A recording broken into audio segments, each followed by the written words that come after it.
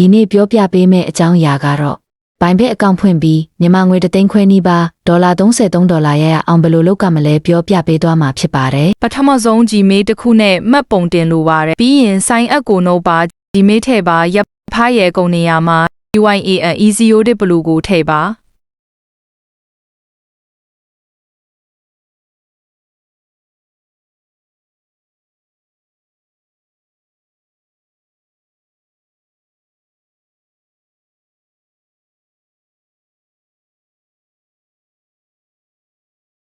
Gmail ကိုကုတ်ကြလာပါလိမ့်မယ်အတာကိုထည့်ပါပြီးရင် password ကိုထည့်ပါ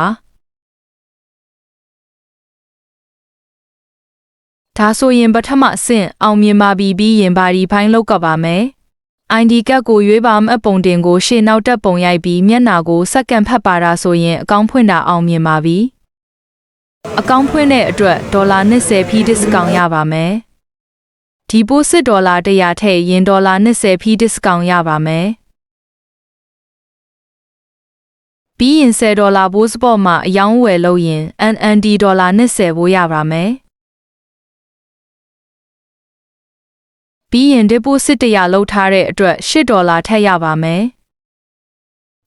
deposit 100ကို B2B ကနေဝယ်ရင်ဖီးခု$2ဒေါ်လာရပါမယ်ပြီးရင်အဲ့ဒေါ်လာ100ကိုအန်ထဲထည့်ရင်နောက်ထပ်$9ဒေါ်လာရပါမယ် B2B ကဘလို့ဝယ်ကလဲအန်ထဲဘလို့ထည့်ကလဲမသိတဲ့လူတွေအတွက်ဗီဒီယိုထပ်တင်ပေးပါမယ်အဆင်မပြေတာသိချင်တာရှိရင်ချက်ပေါက်မှာလာမေးထားလို့ရပါတယ်အဆင်ပြေကြပါစေဗျာ